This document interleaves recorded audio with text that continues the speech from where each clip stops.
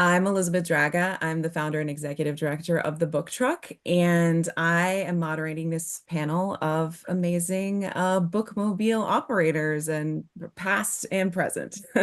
So I want to take a minute to just have everyone go around. I'll start and kind of say the name of the organization and also the type of vehicle that we use as our bookmobile. And I also wanted to make a note. I put a link to a Google Doc in the chat that has some basic kind of information about all the different vehicles and some photos of them in action. If you want to reference that during the presentation, feel free. And then we should have time for questions at the end. So if something comes up, post it in the chat. If I don't get to it during the presentation or during the panel, then we'll try to make sure we get to it at the end. But otherwise, thank you. Thank you guys so much for joining us. We're excited to be here. Like I said, I'm Elizabeth Dragga, the founder and executive director of the Bookmobile, and our vehicle is a 2013 Ford Transit Connect. And why don't we go, how about Chris? Can you go next? Yeah, our vehicle is a 1990 Chevy P30. It's a step van. It's similar to what you'd see as a food truck that was donated to us and had already been customized as a bookmobile with shelves and stuff. So we just had to kind of refurbish it and kind of have a different vision for it that would more appeal to kids as opposed to adult book buyers. And were you approached about that? Were you guys looking for a bookmobile or were you? Happened before I was here, and Mm. I think it's sat here after the donation. They donated it during the COVID year Hmm. because then they weren't using it, and uh, the owner of the store, Ann Paget, who's a pretty well-known author, has served on our board. Her sister's on our board. We do a lot of work with them, so they just decided to donate it since they weren't using it, thinking that we could eventually use it. But it did sit around for a while, and yeah, they hired me to kind of refurbish and start the program. So it all started with that. And we started the refurbishment last August, and the program started pretty much in late February, early March. Very cool. Dave, would you like to go next?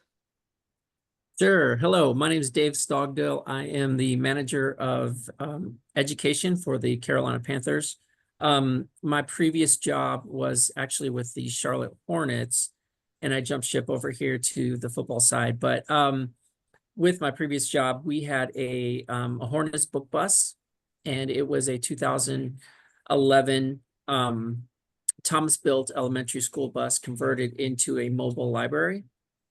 And so you can access that, some images of the inside and the outside on the Google Docs document. So yeah, it was just a converted school bus. It was about a 3,000 book library, and we would travel in and around the area of Charlotte, putting on reading shows for elementary school students with our mascot, Hugo the Hornet, DJ, MC, all about the importance of reading. And then after the show, up to 75 students would go onto our bus and receive a free book.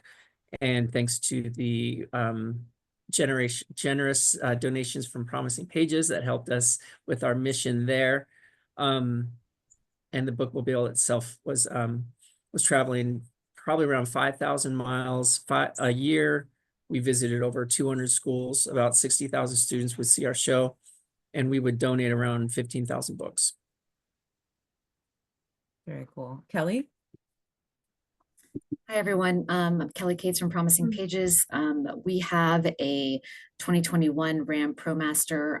It is a high roof extended cargo van that was formerly a FedEx truck. So we got it for a great deal, low miles, and we are currently just using it to transport books, but went ahead and wrapped it in order to, when we're big enough, when we grow up a little bit more and we get yet another vehicle, hopefully a box truck, we will convert this into an actual bookmobile and utilize the shelving inside. Cool. And Michael. Hi, I'm Michael Shipley. I'm the executive director of Book Go in St. Louis, and we have had a bookmobile. We've been around in St. Louis since 2014. We did classroom libraries and different books and boxes and books and bags and different things. And then in 2018, we decided to get the bookmobile, and ever since then, we deliver books. We go to community events. We go to schools, and ours is a 2017 Ram ProMaster with a high roof, and it's pretty basic. We have one kind of wall of books right when you walk in the vehicle, with open shelving or open, excuse me, you can see the book jackets. And then there's another big shelf of books like to the left, and it fits about 7 kids at a time, and it takes about 20 minutes for one classroom of roughly 20 kids to get their usually 3 books. And so we're pretty proud of the bookmobile. It's one of the only bookmobiles in the city of St. Louis. The St. Louis County has a library system with like 5 bookmobiles, but the city doesn't have any. And so we fill that need to a lot of schools and community groups in St. Louis. So nice. I said this at the beginning, kind of before we got started, but one of the things that I think is so kind of interesting about this panel is all the different types of vehicles that everyone is using as a bookmobile, and the different ways that they're using it, the different capacities. So I'm hoping, I think there's a nice representation as people start imagining how they might want to conceptualize or design a bookmobile. There's obviously so many different ways that you can go about it, which I think is really cool. The first question that I had for the group is kind of about what your essential deciding factors were when you were kind of going in, the design factors that went into choosing the vehicles that you chose. So, Kelly, I thought it was interesting that you mentioned just now that you were anticipating this vehicle having 2 lives. So it's delivering books now. And yeah, obviously that was something that you thought about when you guys were choosing the vehicle. Yeah, well, I mean, you want, shelf life. And so, for us as a smaller organization, we got a grant from the Wells Fargo Championship. We're very sports oriented here in Charlotte. We got a grant to purchase this vehicle. And so we were originally going to get a box truck, and then there were just all kinds of issues with, if we're delivering to schools, does a school have, a dock high door, and like, okay, well, do we have to get a lift gate on the back, and all of these things. And honestly, it was a couple of years ago, and it was when all of the used cars and vehicles were like just skyrocketing. They might still be, but and also when the craze started with everyone converting vans into campers. So all the prices shot up. And so everything just became kind of cost prohibitive. So price was the kind of first thing. And then we needed a vehicle that wasn't too old, because we got to think about maintenance. We don't want it breaking down all the time, because our friends at the Hornets had some of those issues, and we try and learn from other people's, strife. And so, so we just decided to go with the cargo van. And even though we can't really load pallets in like we want, it was a good like starter vehicle for us. And it was very affordable and difficult to wrap, but very affordable. So yeah, so that's kind of one of the things that we decided on, was just what's even out there, what's in your price range, does it have low miles, is it in good condition, and do you have the money? And speaking of the Hornets, Dave, how did you guys end up with a converted school bus? Yeah, so the first thing that we thought about was the goal. So our goal was to kind of create a big splash. Like we were a driving billboard, and we wanted to announce, the Hornets are here. And then plus we had a partner on the other side of the bus as well. So the partner wanted visibility within the community. And so those were big factors. We also knew that our main target is obviously elementary schools. So they all have bus parking lots. And so mobility was, we knew that it was a larger vehicle and creating that visual, that giant visual, but we also knew we would have parking. So because it's such a large vehicle, I know that can be issues in certain spots, smaller libraries, festivals, things of that nature. So with those two factors, that's why we chose an elementary school bus. Now, as Kelly alluded to, we did have some major mechanical issues because we did purchase, we've had two buses in the past, and our first bus was even older bus, and then our second bus was a little bit newer, but it was, still 2011, still pretty old. But part of the reason we chose an older bus is because half of our budget went to converting the inside, and the inside was, hardwood floors, really custom shelves to make it really visually appealing. So half the budget went to that, half the budget went to purchasing the vehicle, and then a portion of the budget went to the wrap. Wraps, back in the day it was, 10,000. Now it's upwards in 20 and 30,000 for a wrap on that large of a vehicle. So, so those were the factors, and granted, in hindsight, I probably would have erred more towards a newer vehicle, just because there were times we were stuck on the side of the highway, which is not a great visual you want to have. That's right. So, but yeah, like I said, the main, we just looked at the main goals, and we focused on those first two goals of the big splash. The second is, the vehicle going out to the schools, things of that nature. Michael, what about Book Go? So back in 2017, we were one of our board members is a car dealer, and there's a portal that's like a national kind of company. It's called Mannheim Auto Auctions. And dealers buy, when a dealer fills their lot with cars, used car dealers, sometimes they're buying cars from like across the country. And so this gave us an opportunity to like search nationally for the type of vehicle we wanted. And if any of these organizations that are listening today, they'll notice trying to find one of these vans with a high roof is sometimes challenging, especially a used one with like 10,000 miles. So that's what we were able to accomplish. And then it just took a lot of research. And then when we outfitted it, I partnered with like a retired carpenter, and we bought all the lumber and the supplies, and that guy, Terry, he built it out at his workshop. And that's how we accomplished kind of that angle of the project. And then we used I mentioned before, we put these open face classroom libraries in classrooms. And then there's this company called Community Playthings in upstate New York, and they make like children's furniture and these open face bookshelves. And so I kind of used that as an inspiration for the Bookmobile, one of those open face bookshelves where the kids walk in and they see all the book jackets, and a wall of book jackets kind of grabs their attention. So you're using the books as like the marketing, the decoration, the pizzazz when they walk in the Bookmobile.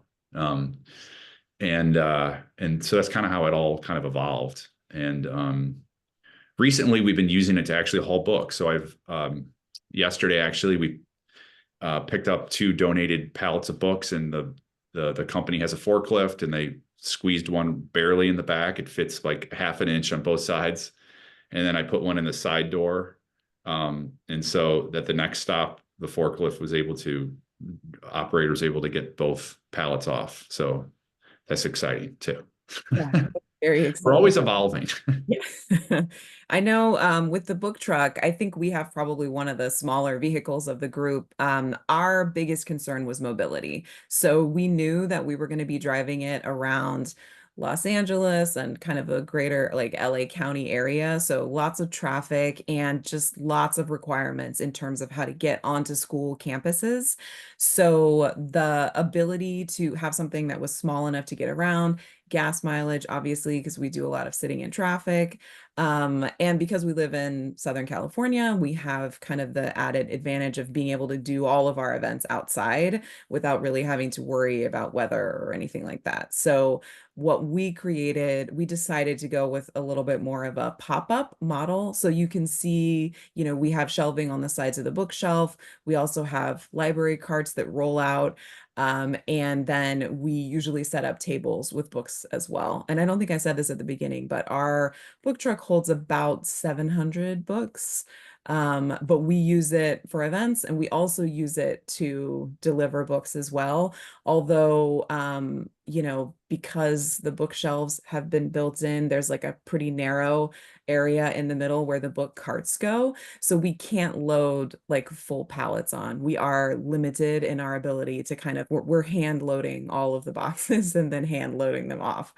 So that's again kind of in our next vehicle will probably be more of a delivery vehicle that could handle just large kind of drop-offs of books. And Chris, you mentioned that you guys kind of inherited your bookmobile. Any other kind of design considerations that you were thinking about when doing the actual build out? Yeah,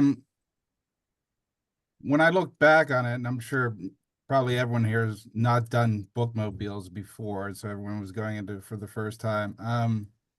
I may have over designed because I hear a lot of people talk about simplicity and keeping things simple. It took like a month because our program was new, so there was no real start date. We kind of had a flexible thing to just kind of like mood board or get up ideas from the internet, what to kind of have a thematic thing. And like Michael said, like make it eye-catching for the kids where they're give it a little bit of a wow factor. I may have over wowed when I look back on it. But yeah, so then I basically fell in because we were talking about children's books, our favorite children's books. Me growing up was Alice in Wonderland. So then we just kind of grabbed onto the word wonder and wonderland and decided to roll with that. So a lot of the thematic stuff is Alice in Wonderland. There's quote pictures. We did smartest thing I think I did is on the flooring we had, and I think David said that it was hardwood kind of composite. And I thought we're dealing with a lot of elementary kids. I took that out and put in, they have like gym flooring that's kind of a cushiony half-inch padding floor. And they have it in black and white and multiple colors. And we kind of did a black and white checkerboard flooring with that. Kind of wrapped up the whole Alice in Wonderland theme. And put some curtains in there to separate the driver's area. Then it's kind of its own little self-contained little wonderland, if you will.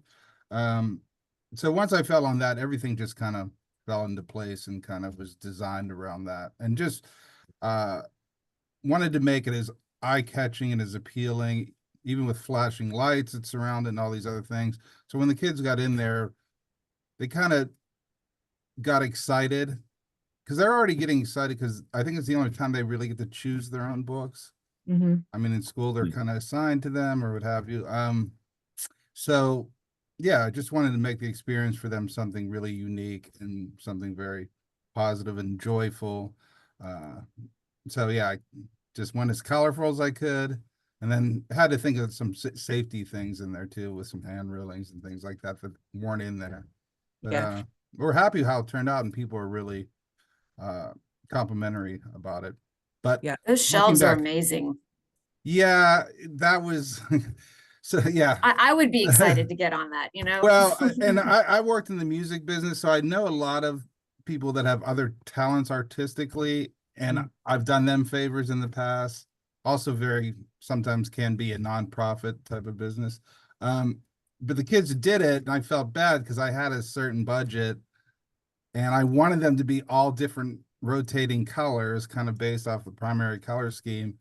I didn't realize how difficult the job would be. They had to remove all the shelving. There's 47 shelves in there and paint them individually because I wanted it to be like cool and colorful. And then they had to reinstall it. And it was probably like 97 degrees. So Yeah, I think it turned out great. I do feel a little bit bad about what I paid them to do it. Does anyone else have anything to add in terms of just kind of practical interior design considerations, whether it's layout or design that people should keep in mind when they're kind of designing their vehicle? I would say that even though we don't invite people onto our vehicle, I would say you need to think about how are people getting in. Typically, these buses and vans are lifted up off the ground. So, are you going to have steps? You know, a ramp. How are you moving books and boxes? Like Elizabeth mentioned earlier last week that they installed a wheelchair lift on the back to be able to get their library carts up and down off because you will kill your back moving all of that stuff, as well as just entrance and exit points. So if you've like Michael and I both have two vehicle entrance points. So we've got our the back area, and we've also got a side door. So, but for buses, more than likely there's only one way in and out. So you got to think about flow and how many people not only can fit on there, but how many people can actually circulate through. So those are just some of the things that I think of, especially because I've been on Dave's old book bus and we've done a lot of filming on them. So yeah.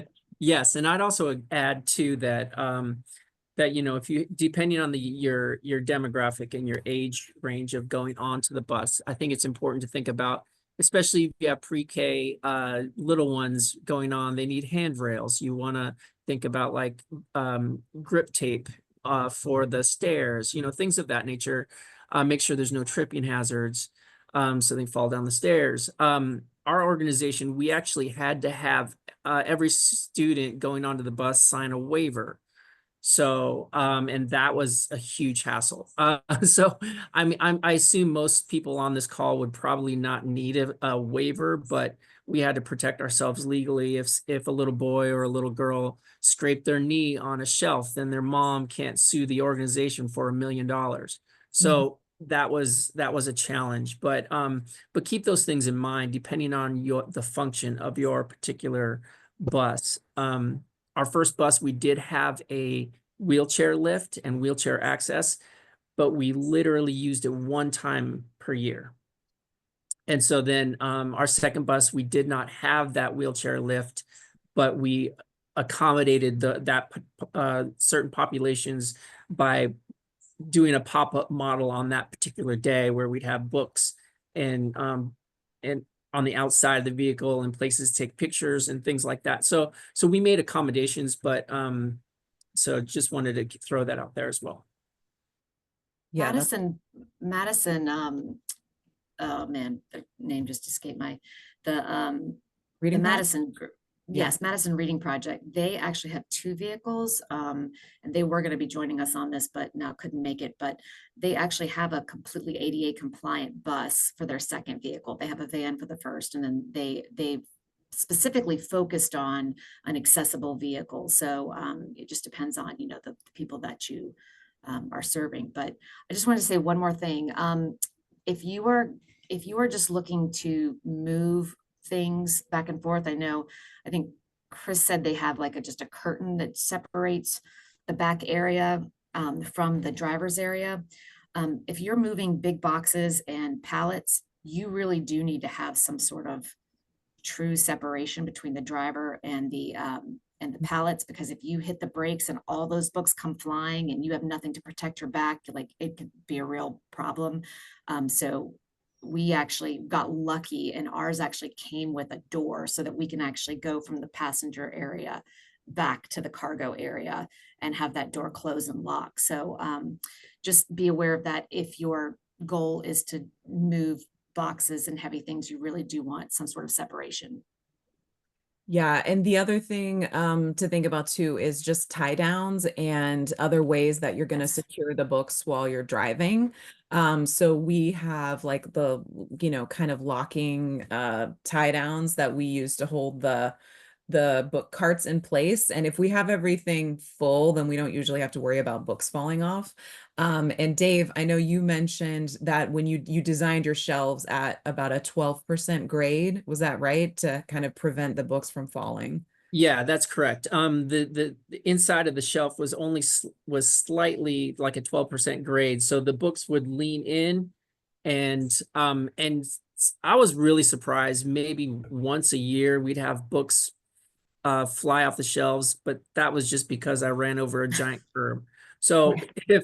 if your driver avoids those scenarios, then like 9 times out of 10, the books are not going to fly out. So surprisingly, it's a really small grade, but it really, we didn't have to worry about putting bars up or stuff to keep the shelves in. Yeah, that's very helpful. All right. So when it comes to the other big thing, I think, once you figured out kind of like the goal of your bookmobile and you know how you want the interior layout, the other big thing to think about is the exterior design and kind of what goes into branding, how you're thinking about branding the organization.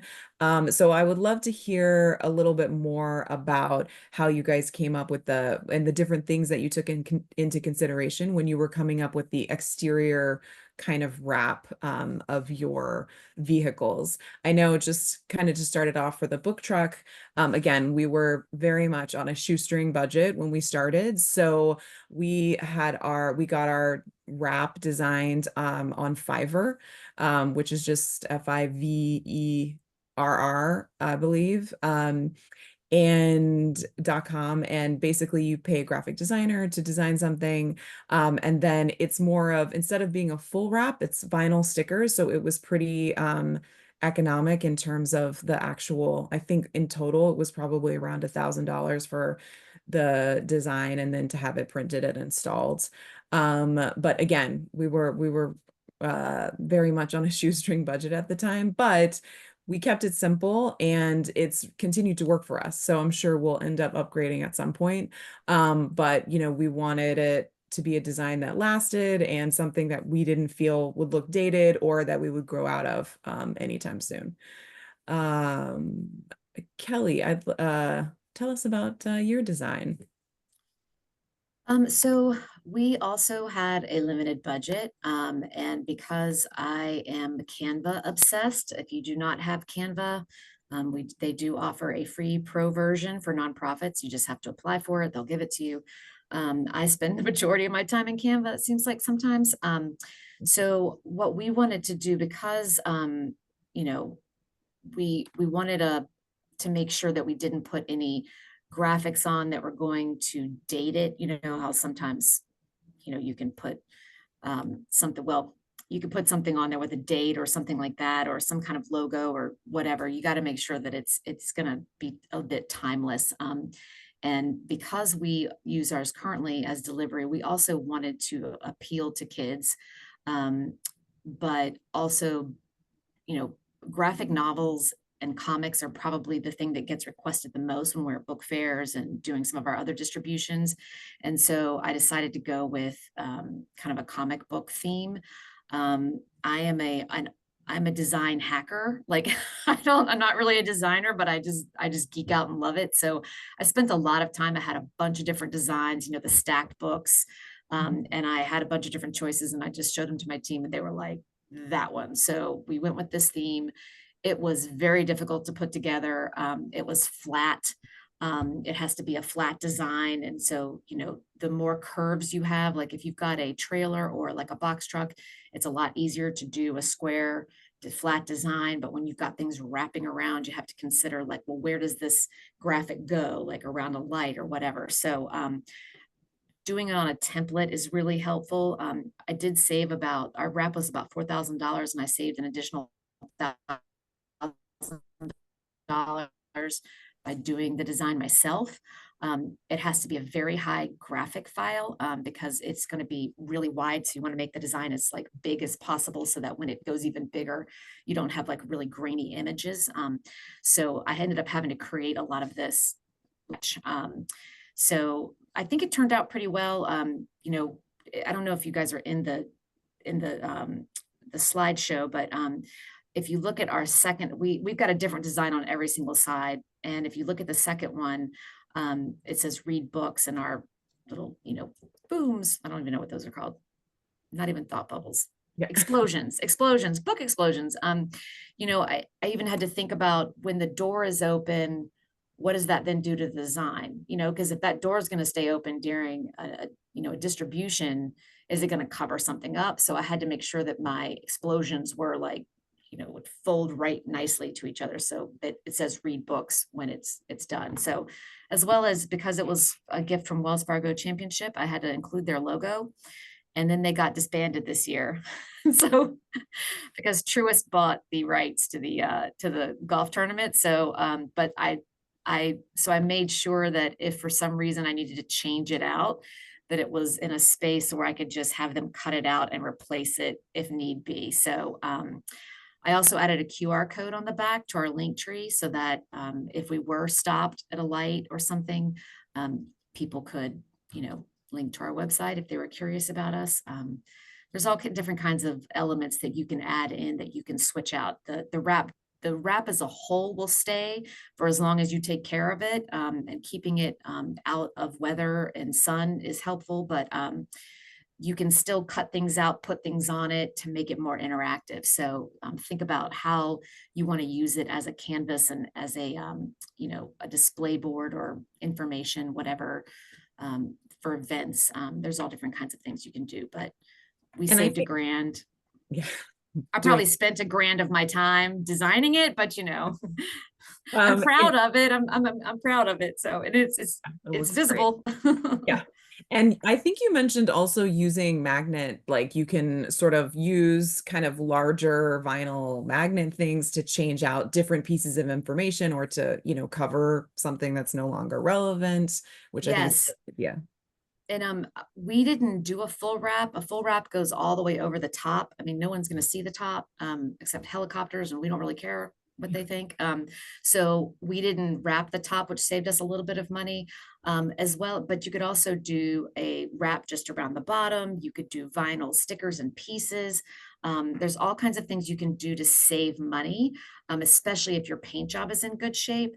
So, utilize your paint job. And I don't know, Chris, if you guys at Bookham, was your bus already black, and then you had the, No, we had to have somebody come in so and paint it? primer it black. Yeah. Yeah. So Okay. tell And I had to help just to save money. I helped with the taping and things like that. But yeah, we had to kind of give a black surface. And So you then, guys, Chris, have a really cool kind of street art look. I'd love to hear more about, how you guys. yeah, and that kind of fell in my lap a little bit, and it's kind of necessity or who you know. And I like that Kelly also read books. A friend who's one of the top, he's probably the top, pretty well known street artist here, uh does a lot of stuff for corporations, kind of high end things, kind of stuff for the city. Um, I saw that he was tagging certain things, and I know that's illegal, so he won't admit it to me that he was actually doing that. But I saw around our neighborhood, his tag was read books. And I thought, well, I love the simplicity, very cool and eye-catching and popping. And I thought that would be a good thing to put on the side of our bus. Just get directly to the point, and have that stand out more so than our. I mean, we do have some Bookham things on there, just so you know how to contact it. Instead of, because at one point I was like, oh, we just kind of branded as Bookham Bus. But I was Mhm. like, I think it'd be more kind of subtle and kind of do it that way, because it's all about the eye-catchingness of it. People Mhm. are like, oh my God, what is that?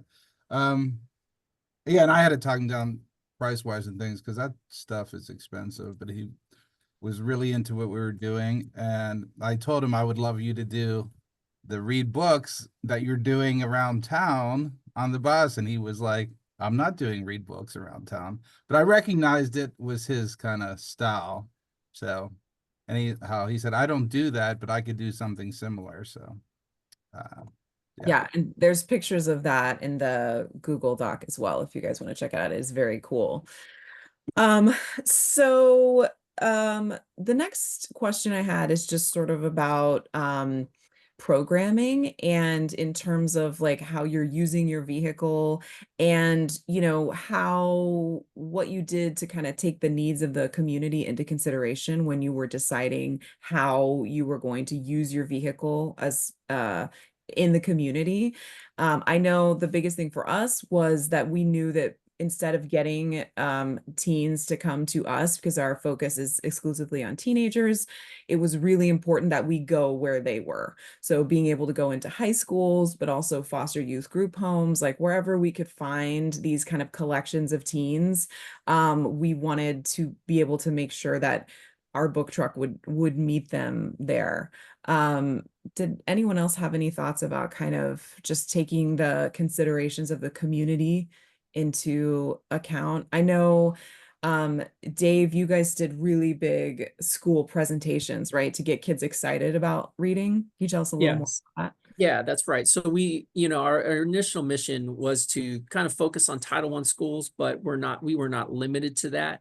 And then we would also try and go out as far as we could as in the rural areas within a 45-ish mile radius of Charlotte. So then because a lot of those students have never been to a Hornets game or never been to the city of Charlotte, and so this is their opportunity to see the part of the organization. So, but we created these elaborate giant pep assemblies with our mascot. We would bring in a special MC, a DJ. We've got highlight videos, and so we create that excitement and the push of reading from the mascot, from the organization, so then kids can get excited about reading, get excited about books, because you know, Kelly has heard me say this phrase over and over, but it's like, I used to be a teacher and I used to tell my students it's important to read every single day, pick up a book, and they're like, oh, whatever, Mr. Stogdill, it doesn't, you know, whatever. And then, but if a giant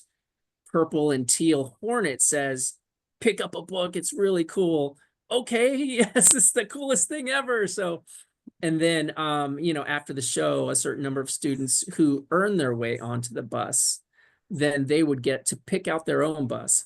So, or I mean, pick out their own book. I apologize. So then that way they can choose what they want to read, and it brings out that additional excitement. And so, our mission was to really create that moment because, you know, just like adults, you know, children will forget names, they'll forget faces, but they'll never forget how you made them feel, right? So if you make them feel excited about reading, you make them feel excited about going on to the bus, or going on to your bookmobile, picking out, oh, it's the coolest experience ever, I just saw this whole thing, and that excitement is internalized. We'll never forget that. And if we attach it to books, then that little boy or that little girl could turn out to be the next president, the next Nobel Prize winner, all because Hugo told them to read, right? So that was our goal. So anyways, I'll get off my soapbox, Val. Yeah. I just wanted to kind of explain, you know, our thought process behind all of that. Yeah. And I know all of us have talked about too, targeting, you know, kind of trying to find those areas. A lot of us are located in areas that, like, as a city, are considered book deserts. So thinking about where those places are, where book access is a problem, and how we can kind of break down those barriers as well. Very cool. Did anyone have anything else to add about programming or kind of meeting the needs of the community? I was going to mention we've had events where we'll go to a school and they'll invite volunteers to break, so the kids will all get their books, and then we break into small groups, 6 or 7 kids, and depending, you know, just do the math. And then we'll have small little reading circles, like on the front lawn of the school, and that it was very helpful. It was actually a professor from University of Missouri, St. Louis, who put that together, and it was a good event. So we've done different things to, you know, create excitement. Sometimes one thing to keep in mind when you're using the bookmobile is you don't want to be overshadowed by the bounce house and the face painting and at some events. And so over the years, I've tried to say, I want to be like the headliner of the event, or maybe some of those events where you feel like you're just kind of standing around and no one's coming over to get the books, that you're maybe just deliver books to that event rather than go through the whole process of bringing the bookmobile, because the whole point is getting books to kids. And schools have kind of been the best way to do that, because that's what they're doing during that time frame. They're going on the bookmobile, they're getting their book, they're bringing them home. And sometimes you can be sidelined sort of at bigger events. And I just wanted to mention that, you know. I think that's a great point. Yeah, I think programming part, like considering your programming partners is hugely important. How invested are they in what you're doing? You know, if they're excited about it, then they'll make it a priority. But we've definitely, you know, because you have a vehicle, we've definitely been at events where it's a resource fair and we're kind of like shoved to the side away from all of the action, right? Because that was the only place they could get us to park. So we have to be very clear going in about, okay, where is our setup going to be? Are we a part of the festival? Do we know we're going to get the foot traffic so that the kids can actually see? Because, you know, I'm sure everyone has experienced, once the kids actually see what you have, they get excited about it. But if you're off in a corner, it can be really hard to find. So Yes. I think that's a great thing to remember as well. Um, any of in terms of kind of fundraising for your vehicles, I know, you know, it seems like some people had donated vehicles. We had someone we came up with the idea. They sponsored purchasing. They got so excited about it. They sponsored kind of like the purchasing of the vehicle and the whole build out of it. Do you guys have any suggestions about funding bookmobile initiatives or strategies that worked for you guys, whether it was corporate partners or individual donors or, you know, anything like that? Well, I'd say specifically for us, being in Nashville, Music City, and I did work in the music business and know quite a few artists who are sympathetic to our cause. Uh, I'm looking forward to setting up like Bookapalooza, a Fill the Bus fundraising event. And I do know a lot of the club owners here, so I can easily put together a pretty nice entertainment bill Mm-hmm. where we can get kind of a higher fee for people who want to help us with the fundraising, which hopefully, I think, kind of did some math on this, if it all worked out well, and with a little bit of corporate donation, could fund our expenses for the full year. So Mm-hmm. I would think like maybe even for David's connections with athletes and stuff, that Mm-hmm. if you can get them to appear or get involved somehow, it's just a high profile thing, depending on, you know, who you know and what your city's about. Mm-hmm. Um, it just seems like, oh, well, music, find musicians, people love music, and we're known for that, and they're all here. So it Mm-hmm. just seems to be an easy thing for me specifically to just go that direction as far as fundraising type things. Yeah. And Kelly, I know you mentioned you guys had some corporate sponsorship. Was that an idea you brought to them? Um, Yeah, we had the Wells Fargo Championship reached out to us and asked us to apply for some grant funding. I pitched them a bunch of stuff, and just out of the blue, I was like, well, we kind of need a vehicle, you know, so, and they were like, oh, well, you know, what would that look like? And so, you know, people love to put their names on stuff. And I'll say, Dave knows this better than anybody, because typically corporations will sponsor the Hornets book bus. And so it used to be called the Bearings book bus. And so I don't want to steal his thunder, but so, you know, I think if you're going to go with someone, make sure their name is on it. And, you know, that's kind of how we pitched it. And you know, they turned down our request for, you know, free book fairs to help with Summer Slide. And they were like, we want our name on the van. And so it was like, and they gave us a pretty large chunk of money to purchase it with. So definitely do the, you know, the branding, like go with the branding aspect, because it's, you know, we won't change our wrap for like 4 or 5 years. So that's like free advertising for them. So think about it in that respective. So Right. And like what Kelly was talking about is the one entire side of the bus was dedicated to the sponsor. So that was huge branding for them. And then we also would try and implement additional pieces that that the sponsor would be a part of. So the sponsor would be their logo and their name on every bookmark that the students receive. Stickers within books, those type of things can go a long way when you're talking about a corporate sponsor, because their goal is to get the eyes. Their goal is to get the eyes of the parents, the students, what have you. And so those are some scenarios that we all would also think about.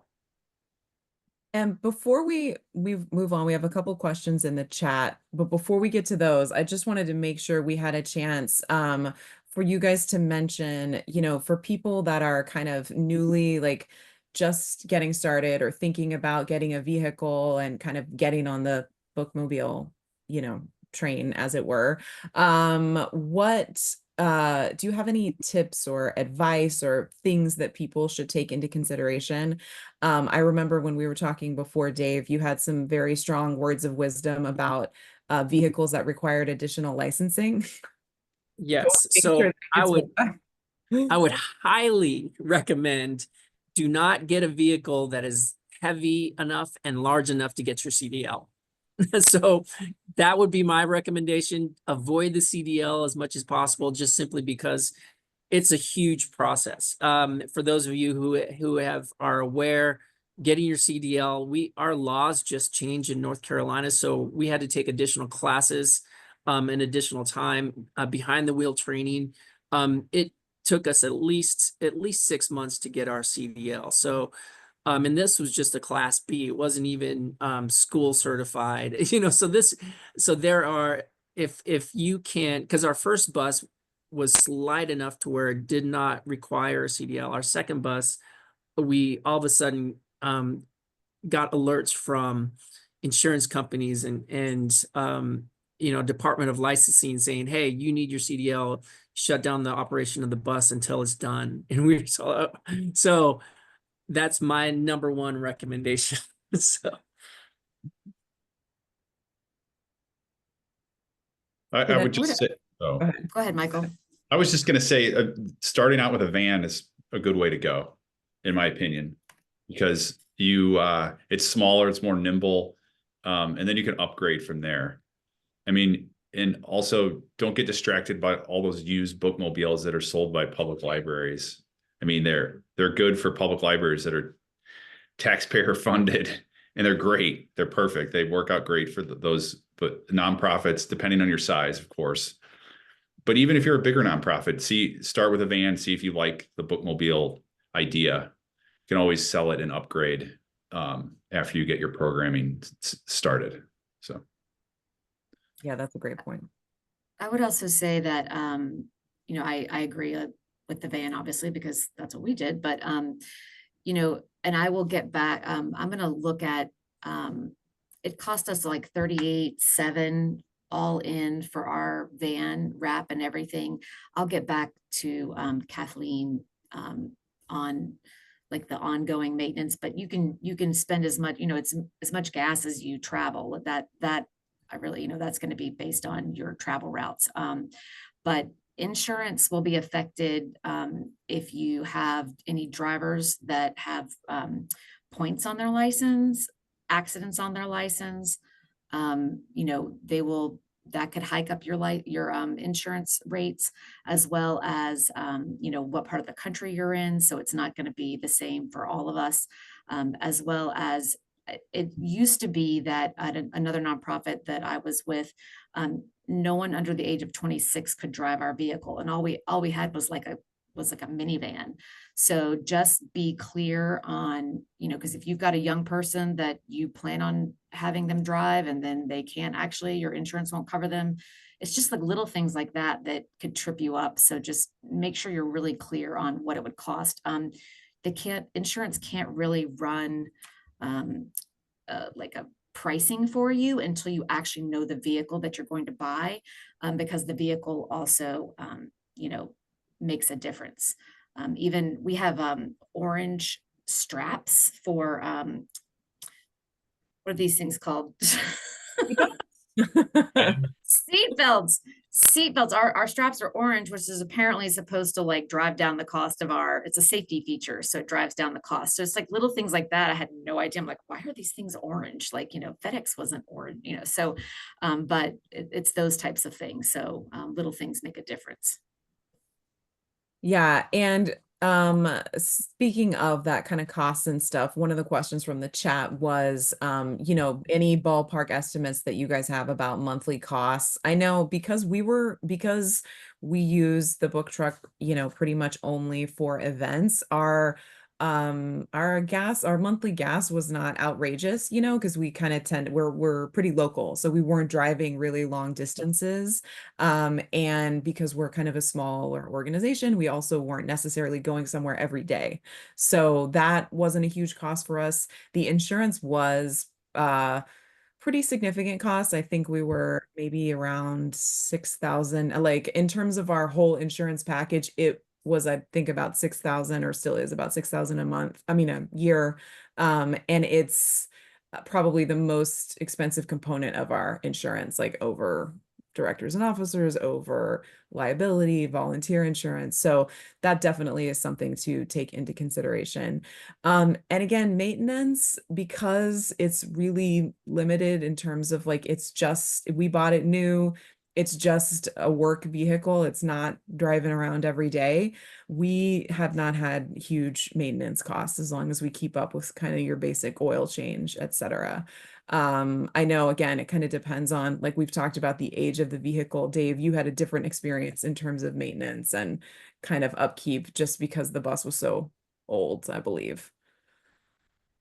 Yeah, so just to avoid those issues, it's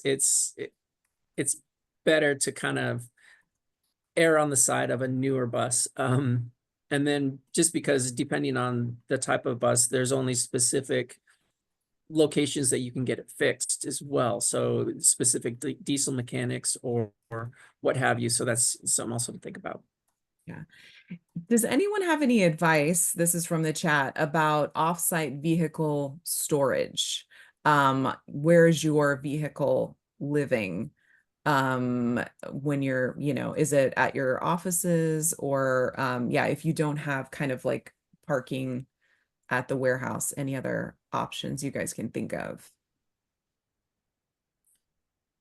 We park ours in our warehouse parking lot, but we're lucky because the property, because it's not technically our property, it's surrounded by a fence and locked. So, but we have friends who are a little further out who run a nonprofit, and their vans keep getting broken into, even though they're in like those smaller fences. You can put the smaller fences around with the barbed wire and stuff, depending on where you are. And then in the chat, I just said, self-storage places are, you sometimes see, boats and different things. And they are usually pretty kind to nonprofits on pricing. Yeah, we looked into self-storage as well. I was just gonna say donors like corporations, they're pretty good about if you really need a parking space to ask. It's an easy thing for them to donate a parking spot. There's no real big cost involved, but yeah, we just park ours at our little warehouse. So I agree. Find someone who is a friend of literacy. Find someone a business who is really understands your mission, knows that you're doing good in the community. And that's, we found a local go-kart track that has a warehouse and a fenced in location. And so they're just huge fans of the team. They're huge fans of what we do in the community, know that we give out books.